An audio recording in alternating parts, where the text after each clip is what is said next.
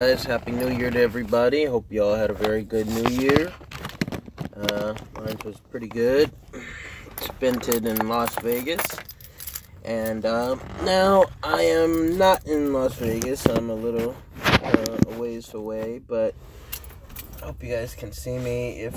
If this gets too annoying, I'll just whip out the handy little holster that I have, and I'll probably just start doing that now anyway. But have a bit of an issue. Went to go to my Facebook page, as I do most mornings, to post some material, saying hello to the different groups, and unfortunately, for some reason, unknown reason, Facebook kind of locked me out of my account. They were extremely vague. I felt like I should have screenshot the little, vague, cryptic messaging that they sent to me. But I didn't, and I should have. Now I notice, and I think of that in retrospect. Then after I answered some question of theirs or something, they said that I need to send them a picture of myself, a clear picture of myself, for validation purposes of some sort. Now, my presence on Facebook it is not connected to me or this channel. I guess in some way it is, because I do have a page for the channel on Facebook, but yeah, it was all very cryptic. So of course, being the good Facebook, citizen that I am, I honored their request and I sent them a picture of somebody else. Really, Facebook? You're going to demand that I send you a clear picture of myself, and you think that's going to actually work? Yeah. I don't know if you guys have learned anything about me over the short while that we've been together, but I don't respond to unwarranted demands very well. I mean, the police can't even get me to respond well when they demand that I do something. Not gonna. Not sure, but I'm really bummed that I have a whole lot of groups that are on there that I was the only admin to those groups, and there are people that relied on those groups for van life material that now they're blocked out of as well. So, I mean, that just, again, makes me say to Facebook, shame on you. I had walked away from Facebook back in January of this year, and I had not been on until I started the whole van life concept. And it wasn't even after I started it. It was now, I did get on Facebook. Hello from Oklahoma, JC. Hey, Happy New Year. Hope you're having a wonderful New Year, brother. Or, I don't know, JC, are you a man or a woman? I don't see a picture, so I don't want to call you brother or sister out of call. But yeah. I got back on Facebook, I want to say maybe about Jeff. Jeff, hey! Hey, Jeff is a very popular name in my family, so I won't forget that, Jeff. But yeah, I got off of Facebook in January of this year. Well, last year, 2017.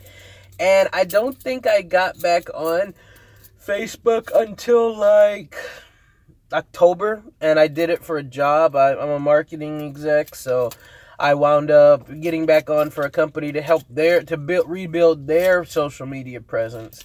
And you have to create a profile to do so. Code 3, woo-wee! That's too cold. I couldn't do it. Jeff, I could not do it. I mean, not at all. I can't. I'm cold where I'm at right now, and I know it's got to be in the 50s. And if it gets below, like it was in the 30s, I want to say probably last night, 30s, 40s, I was shivering and didn't even know why, because I really didn't feel that cold. So, yeah, that's quite interesting to me, the cold temperatures there. I can't do it. That's one of the main reasons why I rarely travel above the Mason-Dixon line. And if I do, it's not by van. It's by plane. Get in and get out. So, I'm actually hanging out right now in a strip mall center, off the beaten path, and I see a guy wearing a pair of slacks and a black coat going into work today, so I feel sorry for him, but I guess I should feel good for him because that's time and a half, isn't it? If they work you on a weekend. So, good for him. A policeman drove by my van. He literally drove right down the strip that I'm in front of. I'll show you guys the strip in a second. Let's just flip it. I think he's working there. Yeah, I think he's working there, but we'll see. So this is where I'm at right now. And you see that main street right there? A police Jeep just drove straight by. And I was setting up everything on Facebook, on YouTube here to go live with you guys. And he just drove right past me. Didn't say anything, didn't stop, didn't slow down. The good thing is that with this new way I've set up my van, in the old way, when it had California plates, it had to have, when are you going to RTR? That's a good question, JC. I'm trying to organize some things here. Gotta see how the things go here. The next week will be very telling. I love the holidays, I guess, in certain respects, but the holidays can be a real big difficulty for a nomadic lifestyle because the whole world kind of goes into autopilot mode, whereas here in the nomadic lifestyle, life still goes on. So, but hold that thought. I'm gonna jump back. I feel like he might have looked at me, but he didn't stop, so he just continued right on. I was looking down at my cell phone, and then he went behind that building over there. Oh, it's back on me. He went behind that building over there and kept on about his way, so I'm sure he took a look at me. Yeah, I believe the same, every day being a special day too, JC. But I'm sure he looked at me while I wasn't looking at him, and I guess he thought, hey, no, he could see me, I could see him. I'm just sitting playing with my phone. I guess he figured, hey, not gonna harass this guy. So kudos to this city's police department. They don't necessarily look at a black guy sitting in a van and go, hey, there's somebody I can screw with on New Year's Day. So kudos to that city for the guy just letting me be, not breaking any laws, not going out of the, not doing anything, just sitting in a parking lot amongst other cars. So kudos to him. RTR. Yeah, so about New Year's, I used to park at hospitals. I've been thinking about, here's what I'll give you my philosophy on parking right now. In a new city I've never been to really for any length of time, I'm picking and choosing my spots. My van is very memorable. Big green War Machine. So I don't want to overstay my welcome in any one spot. At the most I've stayed at a spot would maybe be about like 5 hours. And that's at the dead of night.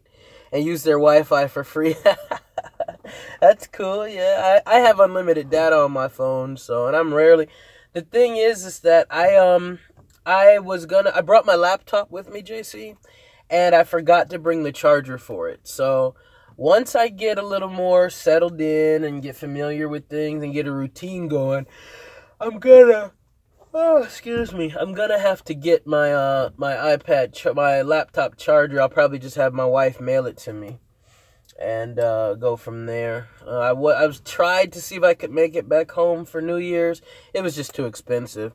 We have 5 large hospitals here. That's pretty cool. I'm pretty sure they have hospitals here too, but to say about the hospitals, I want that to be one of my backup plans. And I want one of those, I want the hospitals to be like as an emergency, kind of like I had my first night in town when you like panic and you just really, you're in a new area. Now I've got a routine of places that I've already been told by the police department here that if you're there, they won't mess with you. And the only way they'll mess with you there is if the owners of the facilities have an issue with you. So I literally called the police department when I first got to town.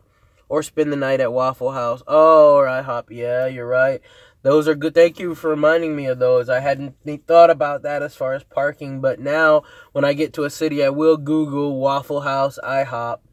And places like that are open 24 hours, yeah. But that's why I say leaving hospitals as a last resort. If I ever do get kicked out of a place, which I have not yet, knock on wood, which I don't have any. Well, paper is wood, right? So knock on this former wood. I haven't been kicked out of anywhere yet. Yeah, oh yeah, I used the Planet Fitness. As a matter of fact, the first night I got in here to town, right after I set up my storage facility, I freaked out.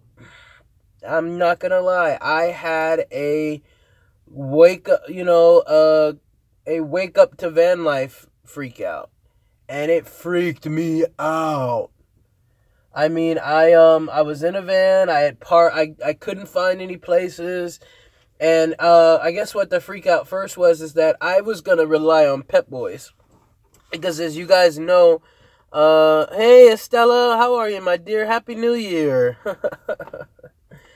But as you guys know, back home in California, I knew of Pep Boys as being a really receiving place, an open place. They even have, in the rear of the Pep Boys, they have free parking in the back where they use it during the day and at night. So I had really considered Pep Boys as one of my go-to spots as opposed to even Walmart. Well, naturally, I get into town that first night, and the first place I Google is Pep Boys. And I drive over there to it, and I pull into the back, and sure enough, right, just like at all the other Pep Boys, the whole parking area is empty there. And I said to myself, great, mission accomplished. I'll see you guys later. I'm going to sleep. So I pulled into the back, and I pumped it in. I'm going to charge my phone while I talk to you guys. I used to be a member of the Moose and L's Lodge. Oh wow, I bet you that had some benefits too there, Jay. So, I pulled in, I was backing in just like I'm backed in right now, and, okay. No, that's my generator talking to me. I just unplugged.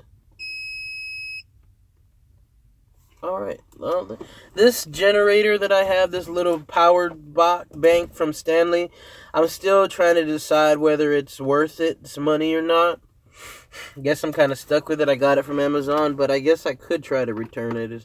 I don't have the box that it came in and all the drama for it, but it's really trying my patience of late. JC Deluge, okay.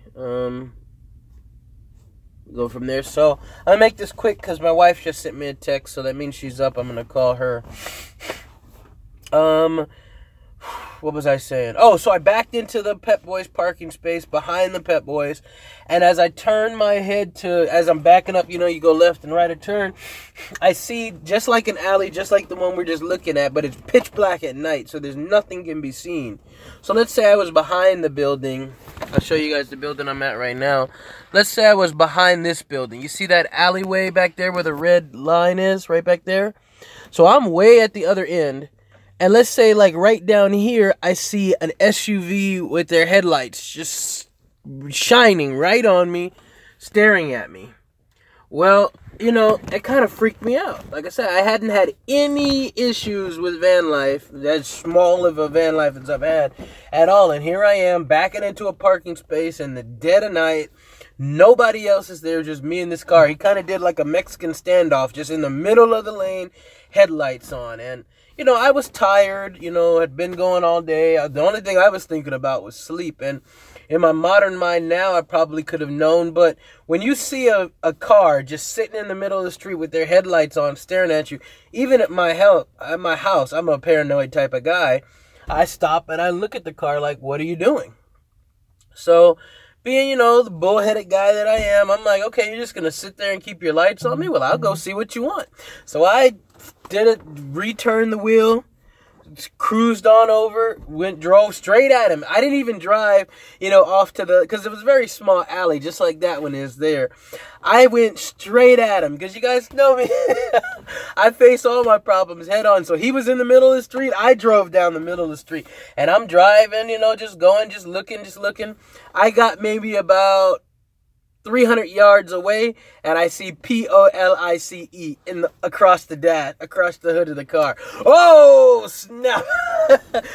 My sphincter tightened up. I was like, I couldn't have passed water right then.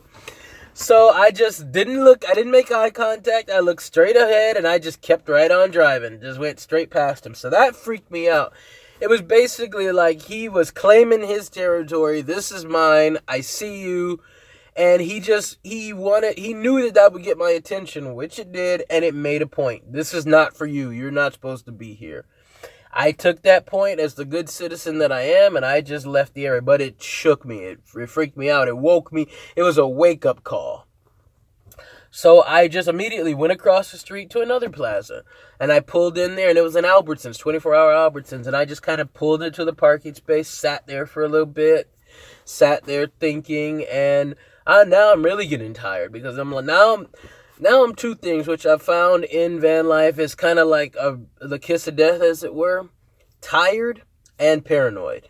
Those two things, man, can be a prescription for disaster in van life. And so I'm tired, I'm paranoid. I'm like, oh man, maybe you can't really park here. Is that cop gonna follow me? What? I'm freaking out. So I said, you know what? I'm just gonna park over here and see what happens. And I found a little secluded area, in the back, on the side of the Albertsons. I went over there, I backed into the parking space. Actually, I did a 360 turn like I like to do and faced front out and parked. So I'm sitting there and I see the Albertsons and I'm like, you know what? I'm going to go up to the Albertsons and I'm going to do what I always see all the van lifers say do. Go ask management if it's okay for you to park here. Well, I hop out and I did not lock my door for some reason, and I left my cell phone right where it's sitting now on the little center console area, and I just hopped over. Well, as I'm walking over to the car, as I jump out of the car and I start to walk away from the car, I see this little white, looked kind of like just a little white sedan. I'll show you the car that's across from me right now. It's very similar to that, only if it were white. Tinted windows. Well, it starts driving, really racing, driving in my direction. And, I notice it, but, you're thinking, okay, they're probably just trying to go on about their business. I went inside the Albertsons. It's completely dead. It's two little cashiers there. I went to look for the bathroom. I turned right looking for the bathroom. The bathroom wasn't that way. Now I'm like, I don't want to be a suspicious guy, lurking in a grocery store in the dead of night. So I just went, and I'm worried about I thought about that car, and I'm worried about my cell phone because I remembered I didn't lock the door. So I said, you know what, I better get out here. My ancestors started talking to me in my head, and they're like, get out to your car, I walk out the door, and I see that same white car about as far away from my car as my van as that car is right now. Now, I'm off the ways. I'm like down there. This isn't where I was, but in theory, I'm like where the flagpole is. And as soon as they saw me come out of the store, come out of the Albertsons and start walking back towards the van, they peeled off.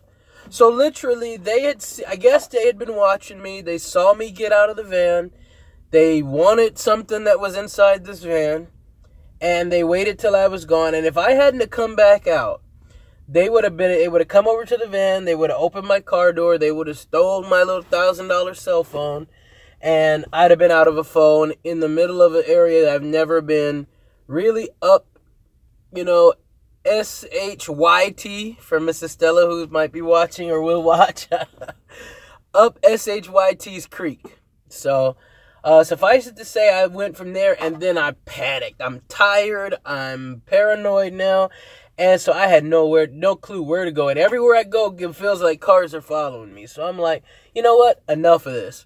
I'm a law-abiding citizen. I'm a stand-up guy. I called the police. And I called them and I said, hey, look, I'm new in town. I'm passing through. I want to be on the side of law and order. Where can I sleep and not be bothered and not be against the law? And she goes, nowhere. The operator goes, nowhere. Total silence on my end. I'm like, all right. She goes, there is nowhere in this town that you can sleep in your car on the side of the road or park and sleep in your car. She goes, technically that would be considered camping. And so I just sat there and I'm like, okay. I'm like, well, you're telling me then that I can't just pull over to the side of the road on a residential street in my vehicle and sleep it off. And she's like, I'm telling you that that would not be okay because it would be considered camping. And then she goes, and I could tell she could hear the frustration in my voice because I'm like, that's just madness. So she says to me, she goes, now if you go to private property in this city, we can't touch you. And I'm tired, I'm paranoid, I'm in a brand new place, so my mind was not focusing on it, was not conceptualizing it. She's like, if you go, so she said it again. She goes, sir, listen to me. She goes, if you go to private property, we will not bother you. She goes, do you get my drift? She goes, if you're on public property, that could be considered camping. And I felt like it was one of my aunts or like one of the ladies here on YouTube, like saying, I can't tell you what to do, but I can strongly suggest and give you my mama bird voice on what you should do. And it got through. I'm like, okay. So, I went on, started going online, and everybody was saying, don't go to the Walmart. You can't stay there, blah, blah, blah. And one little blog that I went about that city, it said Planet Fitness, JC. I think JC is still watching. And that's exactly where I went. I went to Planet Fitness. And I parked there. And that night, man, I was paranoid. I'm like, any minute, some cop is going to roll through here. They're going to roust me out of my car. They're going to arrest me, handcuffs, the whole nine. I was legitimately paranoid and scared. I did not sleep well at all that night. But I could have, because where I was at, nobody bothered me. I could have slept the sleep of the dead. And now that place is a definite spot. I don't sleep there anymore just because I want to keep that as a sacred place. I haven't seen any other vanners there. It's off the beaten path. I won't discuss it, I won't tell where it is or anything, but I got a little spot. So I tag all of that in to say that hospitals are definitely on my list, but I'm keeping those like as a last resort because I feel like the hospitals, they're going to have the same security staff. And if they earmark your van, I don't want that to be a takeaway from me to go for it from there. So that's all I got. I've talked with you guys a bit. I got to go call and text my wife. Hope you guys like this video. Hope it helps somebody. I'm still here in this little parking lot. I'll try to film later today, as I get bored or what have you. But Happy New Year to everybody. Let's make 2018 one of the best van lifing years ever. And I'll see you guys soon. For War Machine, for my little plant buddies, I've decided to call my plant the Ninja Turtles because they're green. So for the Ninja Turtles, for War Machine, and for me, Miami Mike 247, happy New Year, and we'll talk to you guys soon.